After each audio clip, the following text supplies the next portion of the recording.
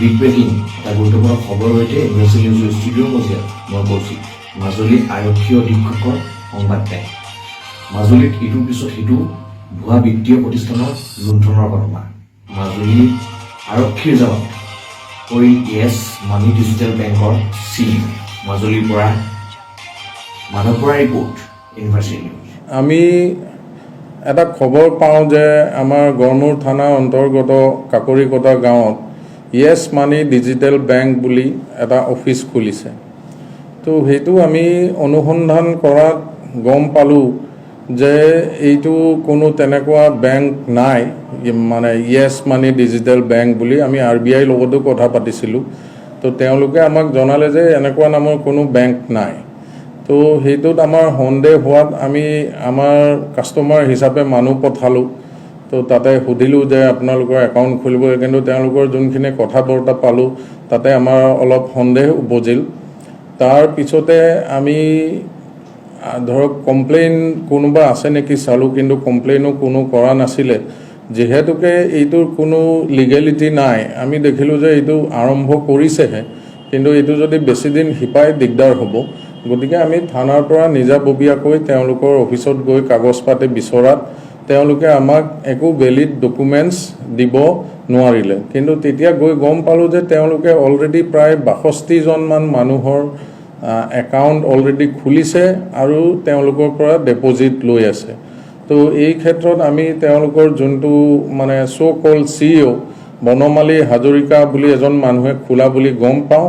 তেখেতক আমি মাতি পঠিয়াইছিলোঁ যদিও তেখেত আমাৰ ইয়াত নাহি তেখেত ওলোটা মানে পলাবহে বিচাৰিছিল।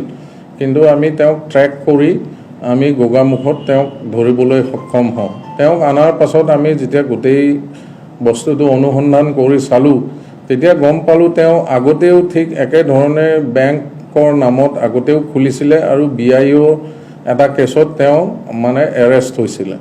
গতিকে আমাৰ এতিয়া গোটেই তেওঁলোকৰ যি ডকুমেণ্ট বা গোটেই বস্তু আছিল সেইখিনি আমি চিজ কৰিছোঁ আৰু গড়মূৰ থানাত কেছ নম্বৰ 49 আমি ৰেজিষ্টাৰ কৰিছোঁ আৰু এতিয়া তদন্ত অব্যাহত আছে। মই ইয়াতে আৰু এটা বস্তু মাজুলী ৰাইজক জনাব বিচাৰোঁ যে ইয়াতে মানুহখিনি সহজ সৰল, বা আপোনালোকে এটা বস্তু জানি থ'ব, যোনখিনি মানুহে সহজতে আপোনালোকক পইচা বেছিকৈ দিয়াৰ প্ৰতিশ্ৰুতি দিয়ে বা লোন দিব বা ইণ্টাৰেষ্ট কম তেনেকুৱা যোনখিনি দিয়ে সেইখিনিত সহজতে ভুল নাযাব। যি কাৰোবাক যদি কিবা টকাৰ দৰকাৰ হয়, ৰেজিষ্টাৰ্ড বেংক আছে, নেশ্যনেলাইজ বেংক আছে, ডাকঘৰ আছে, তাতেই যাব। হঠাৎ যিকোনো আহি যায় অনুষ্ঠান বা সেইখিনি একো ভালকৈ চেক নকৰাকৈ বা তাতে ইনভেষ্টমেণ্ট হওক বা এইখিনি নকৰিব। বা কাৰোবাৰ যদি কিবা ধৰক শংকা থাকে মনত বা এনেকুৱা খুলিছে, আমাৰ ওচৰত আহিলে আমি নিশ্চয়কৈ সকলোকে সহায় কৰিম। ধন্যবাদ। তেওঁলোকৰ আমি ধন টোটেল আমি কিমান পালোঁ? 89,900 তেওঁলোকৰ আমি টকা টোটেল আমি জব্দ কৰিছোঁ। আৰু এইখিনি আমি যোনখিনি আমি এতিয়া কোৰ্টত চিজ কৰি মানে জমা দিম, তো যাৰ যাৰ ধৰক পইচা জমা হৈছিলে এইখিনি ৰেকৰ্ড আমি যেতিয়া যোনখিনি পাইছোঁ আমি কোৰ্ট অৰ্ডাৰ এটা লৈ তেওঁলোকক সোনকালে ঘূৰাই দিয়াৰ ব্যৱস্থা কৰিম।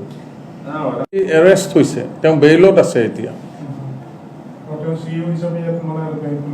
হয়, নিজে ছেল্ফ মেড CEO, কিন্তু তেওঁ একো আমাক কাগজ বা ভেলিড ডকুমেণ্ট, এতিয়া বেংক এটা ধৰক খুলিবলৈ RBI বা SEBI পাৰ্মিশ্যন লাগে, সেইবিলাক একো দেখুৱাব পৰা নাই। আৰু